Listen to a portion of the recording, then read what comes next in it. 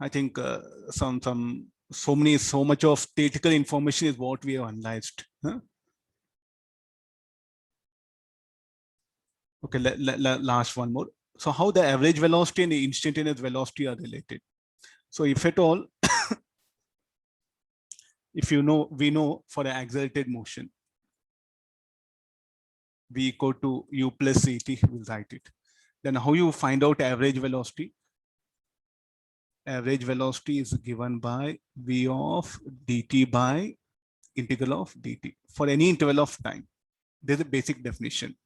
Average of any quantity you can find out. Okay, this you substitute here.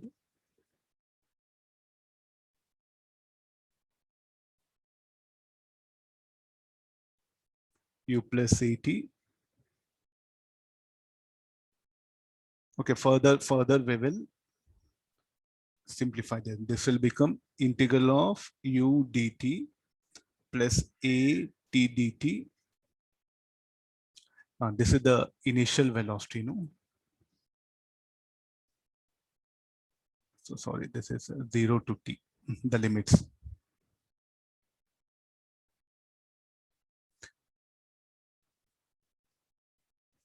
So there's a basic definition. If you want to calculate average of any function, there's a thing. So what is actually the basic? The average value of any function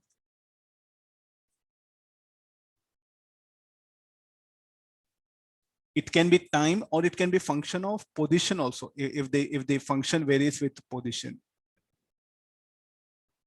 Not like only with the time you can calculate. If the function varies with position, okay, then the or a like a change in position or the average value, you can define like this. If the function is if the particular parameter, if it varies with the time, then use this formula to calculate the average over an interval of time. If a parameter, if a quantity varies with position, then how to calculate average or a certain distance code or displacement, then use this particular formula. Not only with the time you can calculate average, for any quantity varies with any other quantity, you can find out the average value. Since the air velocity is varying with the time, so therefore I'm using this particular form. So next calculation of this will be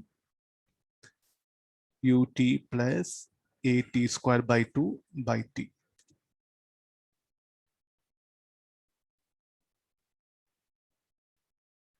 U plus at by 2. So what is 80? So we know v equal to u plus 80, we took it, no? So in place of 80, can I write v minus u?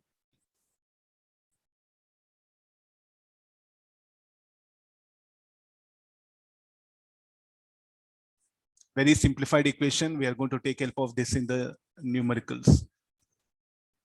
If you want to calculate average velocity or or an interval of time, so just take the u plus v by 2. Means what does it mean? So again,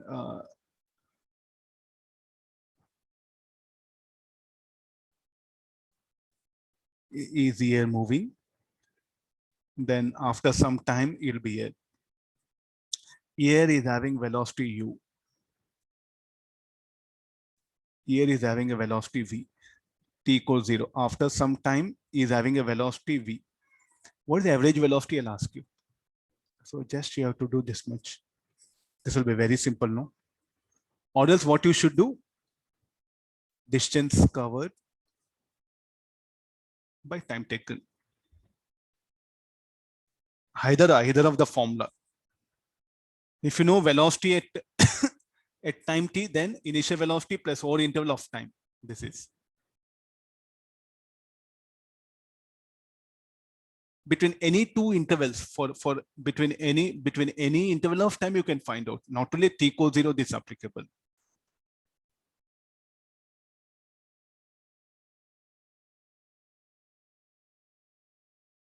So what is the meaning of this? I think last one more.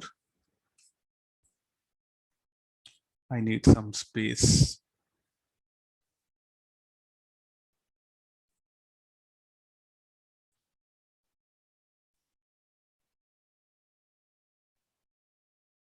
Let it be here.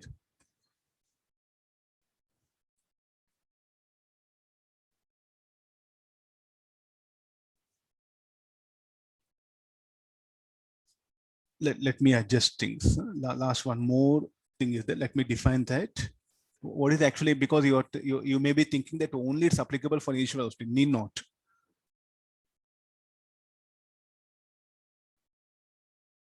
Let me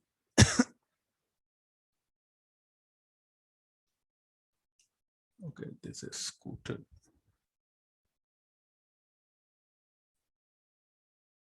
Oh, what happens? Scooter position. Yeah.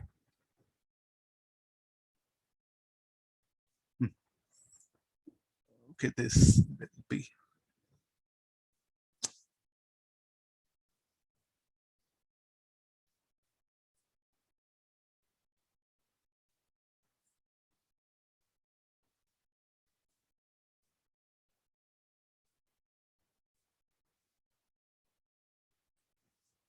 Let me bring one more important conclusion. Okay, the scooter is moving. It is having velocity here v1. We'll say this is having velocity v2. Is having velocity v3. This at instant of time, say t equal to 0.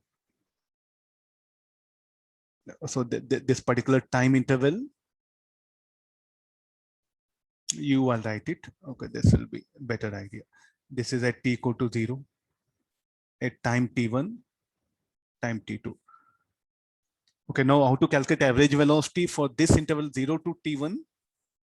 V average equal to u plus v1 by 2. That's all. So what is this average velocity? For an interval t equal to 0 to t equal to t1. Similarly, I want average velocity for interval t1 to t2. Then just write like this. It's an accelerated motion. So what is this for an interval?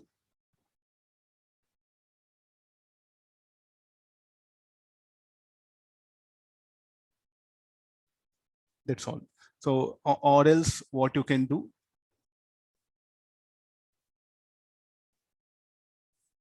What is another method? What is another method you can apply here is everything we have to put in this small screen. V average dash like this salute. So you can, another formula is S1 by T1.